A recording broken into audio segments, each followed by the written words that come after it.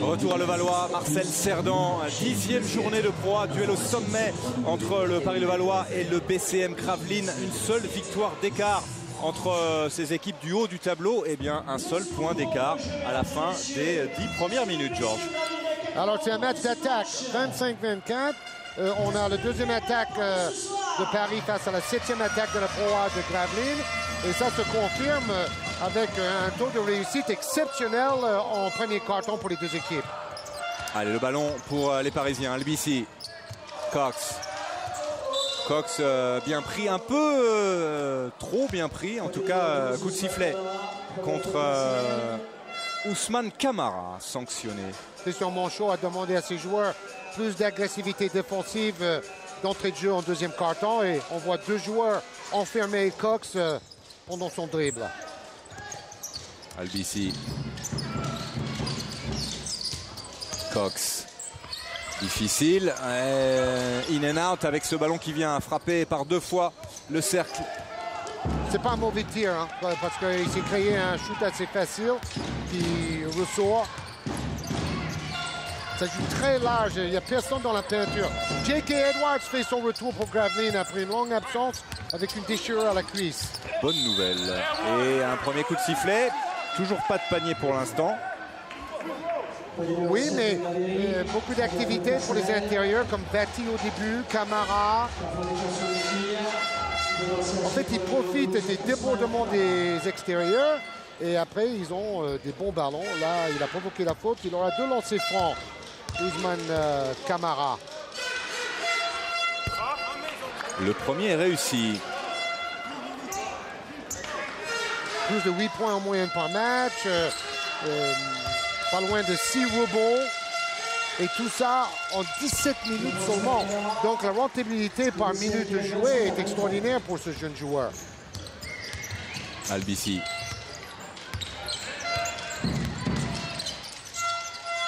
Labéry sur son côté droit avec John Cox.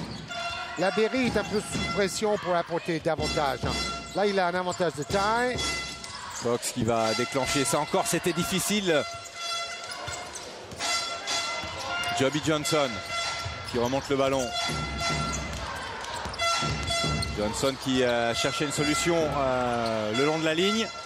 C'est Albici qui a récupéré le ballon. On va jouer vite côté parisien. Oh, quoique, Bike a bien défendu là sur Andrew Albici. John Cox, Sean May à 2 points. Mais c'est un tout petit peu court. Mais le rebond pour les Parisiens. En deux temps pour Onyangé. Par le passé, il n'aurait pas eu le droit. Mais comme il a fait un shoot, même si c'est un airball, il peut récupérer lui-même le ballon sans que ça touche quelque chose. Ce règlement a été changé il y a 2 ou 3 ans. Mais il faut que ça soit un vrai geste de tir. Bon, là, il n'y a pas de contestation. On a bien compris qu'il cherchait à tirer. Bon, on a aussi vu le airball. Alors, le coup de sifflet contre Sean May, sanctionné. Pas content, Sean May, de cette décision. Oui, c'est sa deuxième faute et ça arrive assez tôt. Il reste 8 minutes à jouer en deuxième carton. Il est obligé de sortir. Oui. Big May qui va être contraint à retrouver le banc. Sean May, on en a parlé, le champion universitaire comme son papa. Johnson à 3 points. Il avait déclenché très vite. Côté opposé, un rebond. Bikes. Cette fois, c'est manqué encore. Pas de réussite là pour les Gravelinois. Et Jawad Williams au rebond. Oui, il y a de la pression sur Labéry et Jawad Williams d'assurer au rebond maintenant. Parce qu'il faut savoir que Sean May, c'est le meilleur rebondeur offensif de la Pro A. Donc maintenant, le rebond va devenir un travail collectif pour les 5 Parisiens. Avec Onyangé aussi qui peut apporter ses qualités athlétiques. Et toujours un petit point d'écart, simplement un point de retard pour le Paris-Levallois, 26-27. Antoine Dio. Labéry. Albici. Toujours à l'extérieur. Andrew Albici, difficile de s'approcher. Oh, que c'est bien fait. Il a transpercé la défense, Andrew Albici, pour aller mettre ce panier à 2 secondes de la fin du temps réglementaire. Franchement, la qualité du jeu des arrières dans les deux équipes est exceptionnelle. On a bien fait de souligner ça avant la rencontre, parce que tout le jeu part de leur rapidité d'exécution, de pénétration. Yannick Boccolo, dont on parlait des arrières. Les défenseurs sont obligés de reculer de 2 ou 3 mètres parce qu'ils ont tellement peur de l'accélération. Deuxième faute sifflée contre Giovan Onyangue. Alors, Paris et Gravelines sont déjà qualifiés pour le prochain tour en Euro Challenge, mais ils ont perdu contre Nancy, les Gravelinois. Nancy peut se qualifier la semaine prochaine. Boccolo. Yannick Boccolo à 3 points, un petit peu long. Le rebond pour Jawad Williams avec Andrew Albici à la relance.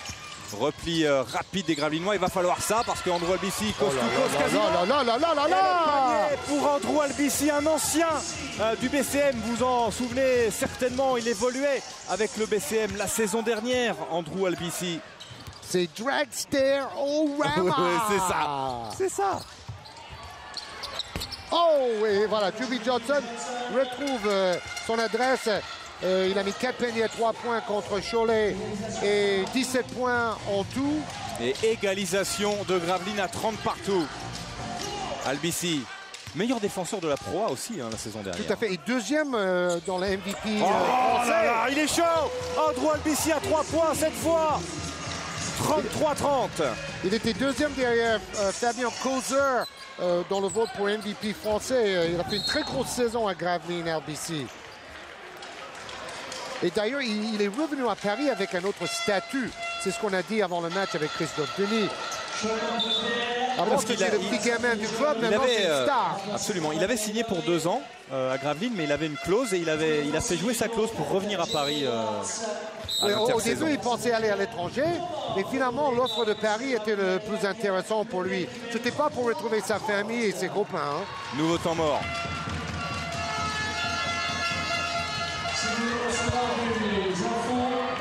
On va écouter Christophe Denis.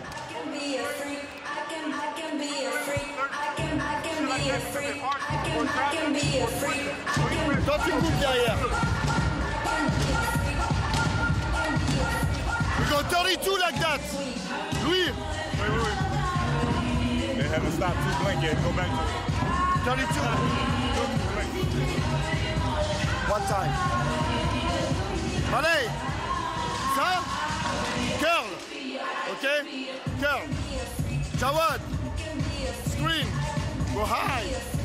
Louis. Tu vas au end-off après là. Non, tu viens au pic. Pardon. Pick and pop. Jawad, on the ball screen. Inside for you. The screen, pick and pop. Tu pop.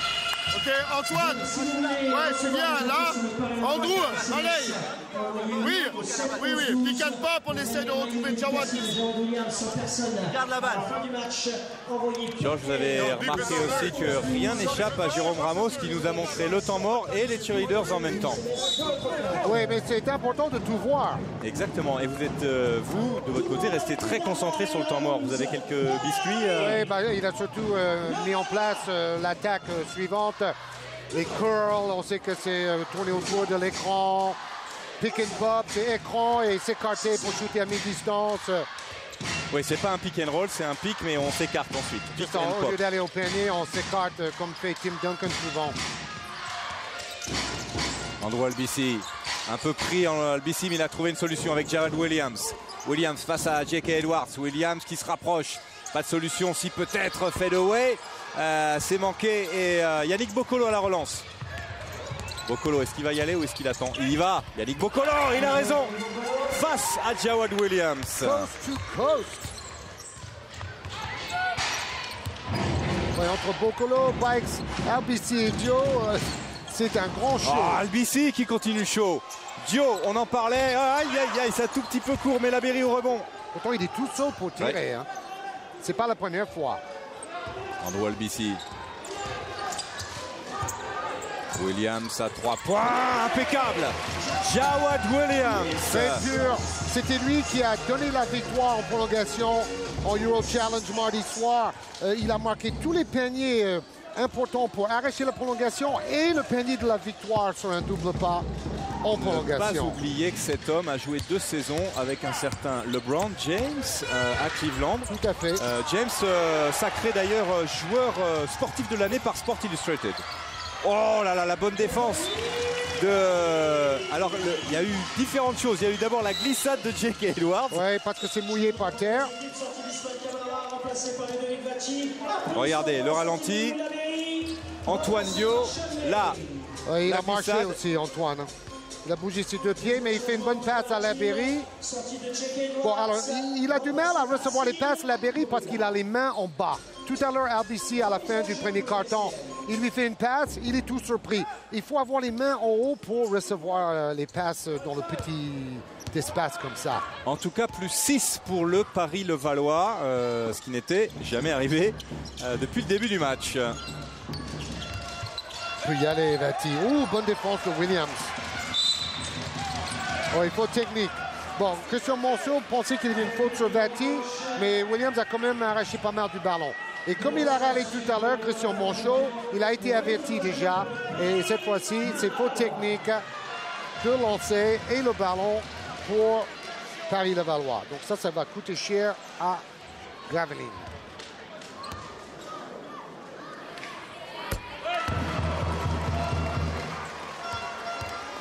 Je me souviens comment il a été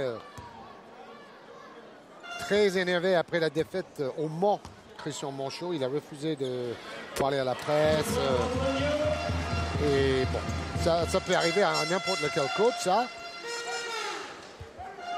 Le PL qui mène 40-32. Plus 8, 40-32, alors qu'il reste un peu moins de 5 minutes avant la fin de cette première mi-temps. Oui, un moment difficile à gérer pour Gravelines, Pat. Ouais, c'est clair. Williams, c'est un peu court cette fois. Rebond important de Vati et Johnson. Sean May est revenu avec ses 2 fautes pour l'attaquer là. C'est ce que fait Cyril Akpomeda. Il est un petit peu court, difficile à bouger, Sean May. Surnom Big. Oui, il aurait bien aimé provoquer la 3e faute. Williams qui sert Big May justement avec les bonnes mains de Sean May sous le cercle pour ajouter 2 points et donner pour la première fois du match 10 points d'avance au Paris-Levallois sur son parquet, 42-32. Williams trouve May à merveille, ils s'entendent bien, ils jouent ensemble depuis des années. Oui, ça c'est pas surprenant, mais c'est beau à voir. Vati, ça aussi c'est beau à voir, avec le petit spin move pour se resituer. Et puis Sean May, il a une main gauche en haut aussi. Hein.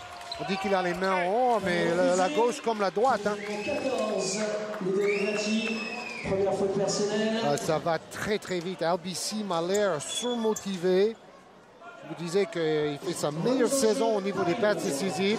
Parce qu'il faut quand même alimenter Joe, May, les 2 plus gros scoreurs dans la Pro A, ces 2-là quand même. Hein. Ouais, alors qu'on avait un beau ralenti avec un duel d'intérieur. Big May. Albissi, ballon ressorti à 3 points. C'est dedans! C'est dedans!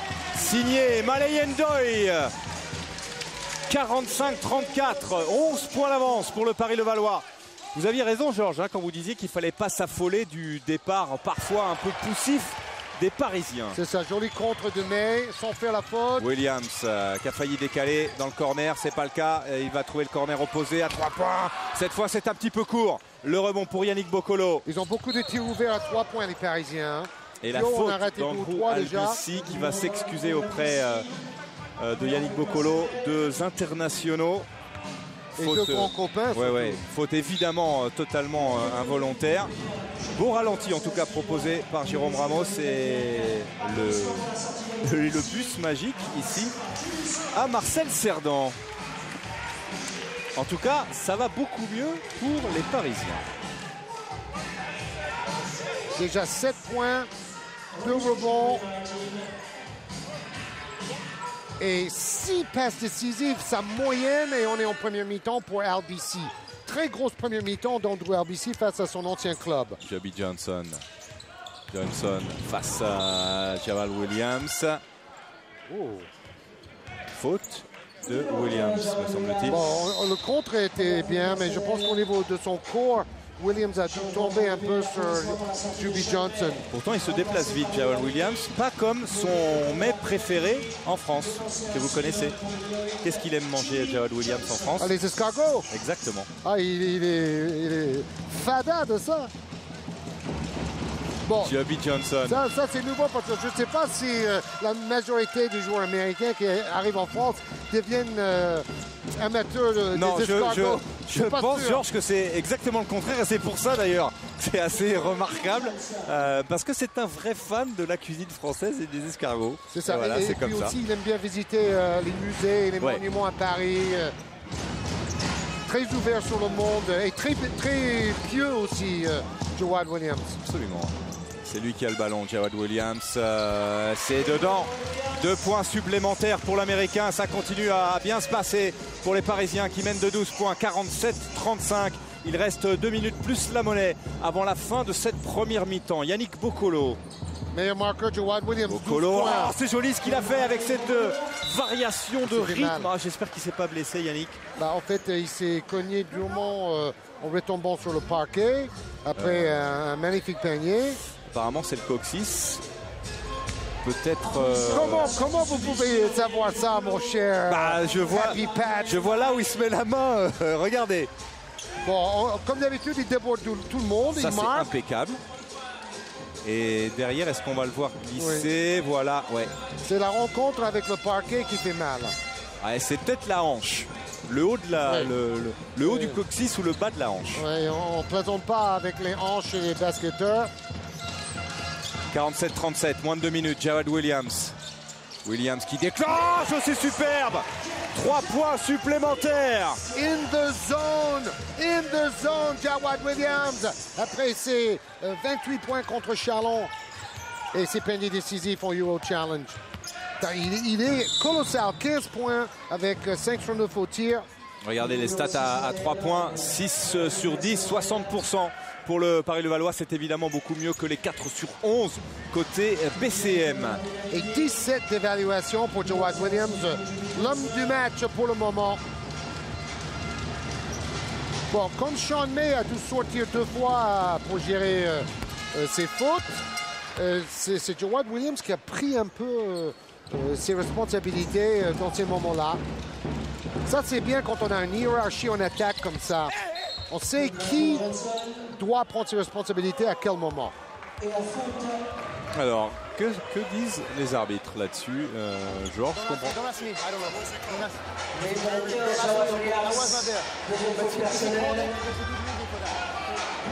Alors, il y a une faute qui a été sifflée à Jawad Williams. Ah, c'est quand même particulièrement étrange. Alors que, oui, alors qu'il se préparait pour le rebond.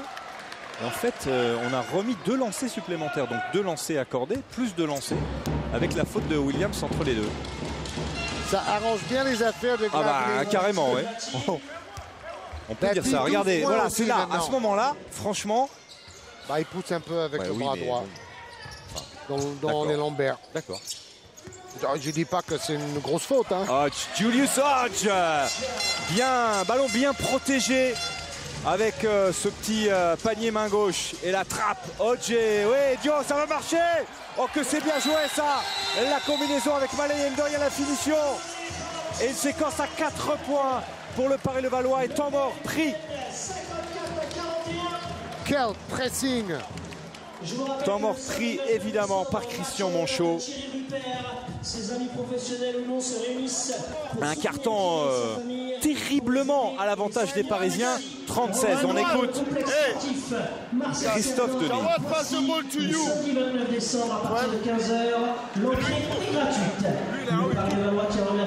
Malay, toi t'es là, tu remontes.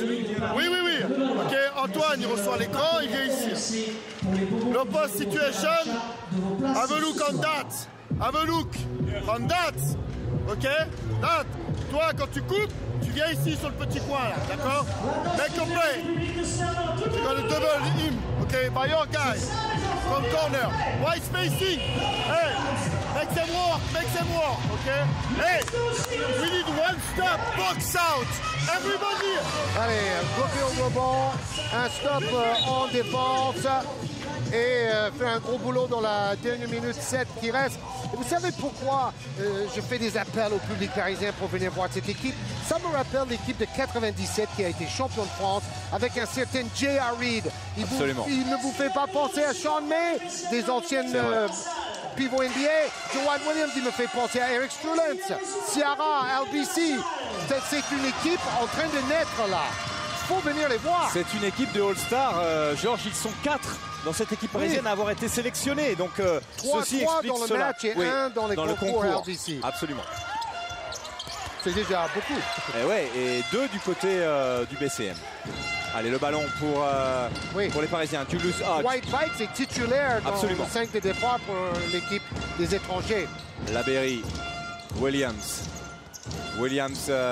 pour Hodge. Julius Hodge, prénommé Julius en référence à Julius Erving, évidemment. Oui, et pourquoi il n'accorde pas ce panier-là? Mais il devrait l'accorder. Parce qu'il fait une fin, d'accord. Regardez. Bon, peut-être qu'il dit que la faute était au tout début, accordé, mais ça. pour moi, il faut accorder. Bien sûr. Et Hodge, alors c'est drôle, Christophe Denis m'a dit, vous n'allez pas croire au lancer franc, il a le shoot le plus pourri de la terre. Non, mais Julius Hodge, pour un joueur drafté 20e au premier tour par Denver, absolument. C'est étonnant. Et après, il a fait une petite carrière NBA, mais il a fait le tour du monde. Ah ouais, c'est incroyable.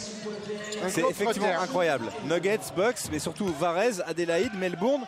Il est passé par la Chine, par Minsk, par Saïgon. Enfin, c'est le tour du monde du basketteur. Et c'est un joueur très polyvalent.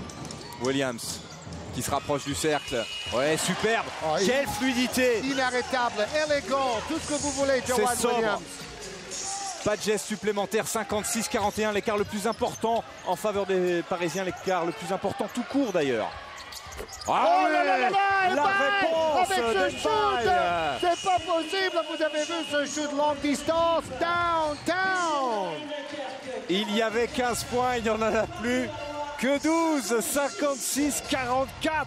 Quelle belle première mi-temps. Georges, une première mi-temps offensive, étincelante. C'est sûr, le All-Star se rapproche et là, c'est pas du show, c'est du sérieux. Et franchement, c'est un spectacle exceptionnel. Et on attend, Sébastien, impatiemment, le début de la deuxième mi-temps. Oui, effectivement, messieurs, alors que l'on va accompagner tout le monde au vestiaire avec pour l'instant donc 56-44 en faveur du Paris-Levallois face à Gravelines. On va tourner une page de pub, on va rester dans le basket avec Chalon en Euroleague et vous parler handball avec l'équipe de France féminine. À tout de suite.